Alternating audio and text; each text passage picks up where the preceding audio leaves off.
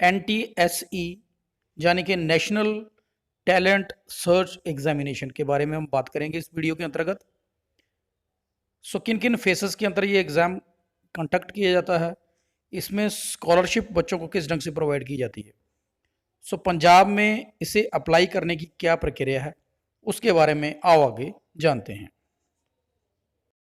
Video के first phase के अंतर्गत हम NTSE के ओवरव्यू के बारे में थोड़ा सा समझ लेंगे और इसके सेकंड फेज के अंतर्गत हम देखेंगे कि किस ढंग से हमने फॉर्म अप्लाई करना है और किस ढंग से स्टूडेंट्स को इसके लिए अप्लाई करवाना है हमने NTSE एग्जामिनेशन के अंतर्गत स्कॉलरशिप के लिए। NTSE का एग्जामिनेशन जो है या स्कॉलरशिप जो है NCERT यानी कि national council of education research and training और SCERT का जो गवर्निंग बॉडीज़ हैं ये हम कह सकते हैं। दो फेसेस के अंतर्गत ही इस एग्ज़ाम को कंडक्ट करवाया जाता है, स्टेज 1 और स्टेज 2। स्टेज 1 का जो एग्ज़ाम है वो स्टेट बॉडी के द्वारा यानी कि SCERT के द्वारा कंडक्ट करवाया जाता है और स्टेज 2 का जो एग्ज़ाम है वो NCERT के द्वारा कंडक्ट करवाया जाता है। इस ढंग से दो फेजेस के अंतर्गत ये एग्ज़ाम होता है। इन्हें स्टूडेंट के लिए क्वालिफाई करना बहुत ही ज़रूरी है, तभी वो इसके अंतर्गत मिलने वाली स्कॉलरशिप के लिए एलिजिबल हो सकता है। मैं आपको बता दूं कि इस एग्ज़ाम के अंतर्गत जो है, अगर मैं थोड़ा सा एलिजिबिलिटी क्राइटेरिया की बात में करूं तो इसके अंतर्गत सिर्फ 10th क्लास के स्टूडेंट्स ही अपेयर हो सकते हैं, एक रिक्वायरेबल मार्क्स परसेंटेज के साथ जो उन्होंने 9th में प्राप्त की होती है। इसी ढंग से भारत के वो निवासी होने चाहिए और 18 ईयर से 18 साल से ऊपर उनकी एज नहीं होनी चाहिए। इसके साथ ही जिस बोर्ड या स्कूल से वो स्टडी कर रहे हैं वो रिकॉग्नाइज्ड होना चाहिए। इसके अलावा मैं आपकी जानकारी के लिए बता दूं कि ऐसे बच्चे जो ओपन डिस्टेंस लर्निंग के अंतर्गत अपनी पढ़ाई कर रहे हैं वो भी अप्लाई कर सकते हैं। ओपन बॉडीज़ की मैं बात कर दूं, जैसे स्टेट ओपन बोर्ड्स या NIOS यानी कि national institute of open schooling, इनके अंतर्गत आने वाले बच्चे भी इस स्कॉलरशिप के लिए अप्लाई कर सकते हैं। इनके साथ हम देखते हैं कि गवर्नमेंट स्कूल, नवोदय स्कूल्स, केंद्रीय विद्यालय के स्टूडेंट NTSE एग्जामिनेशन के लिए अप्लाई करते हैं।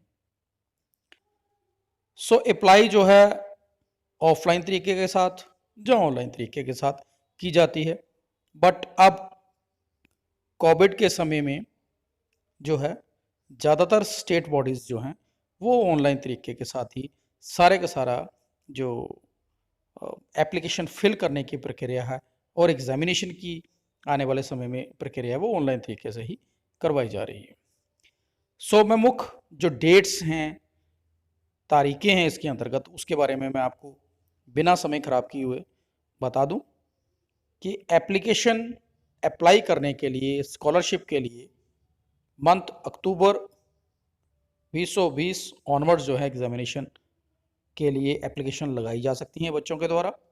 एडमिट कार्ड्स नवंबर में इसके अवेलेबल हो जाएंगे।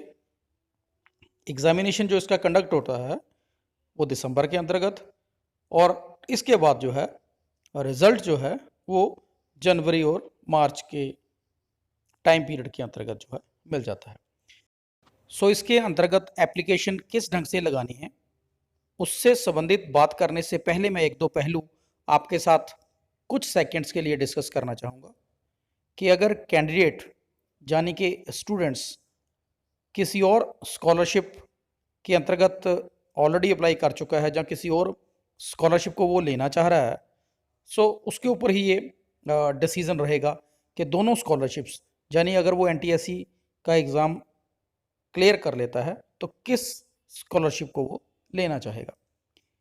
इसके साथ ही जो सेकंड स्टेज का एग्ज़ाम है जो NCERT द्वारा कंडक्ट किया जाता है, उसमें हमें दोबारा से अप्लाई करने की ज़रूरत नहीं है। ये प्रक्रिया हमारी कंटिन्यू चलती रहेगी जब हम फर्स्ट स्टेज का एग्ज़ाम जो है वो क्वालिफाई कर लेंगे।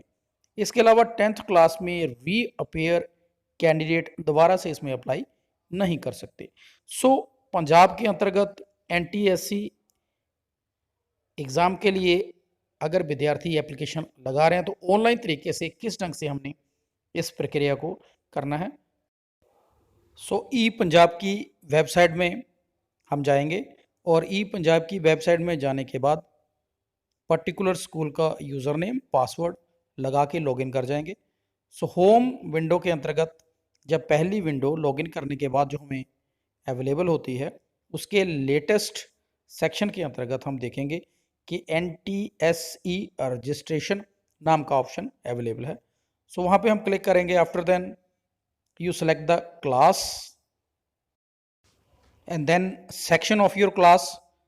सो क्लास और सेक्शन चुनने के बाद ओके बटन पे क्लिक करने के बाद आपकी क्लास से संबंधित यानी कि 10th ए या 10th वी बट एवर जो भी सेक्शन है उससे संबंधित सारे के सारे जो हैं स्टूडेंट आपकी स्क्रीन के ऊपर डिस्प्ले हो जाएंगे। सो इन स्टूडेंट्स के अंतर्गत हमने पहले से ही ये सेलेक्ट किए होंगे स्टूडेंट्स जिनकी परसेंटेज हाई है, ज़्यादा है। सो वो सेलेक्टेड कैंडिडेट्स जो हमने NTSC के लिए अप्लाई करवाने हैं वो हम एक एक करके खोलेंगे और जैसे ही हम किसी एक पर्टिकुलर स्टूडेंट के ऊपर क्लिक करेंगे you will get the NTSC application for apply.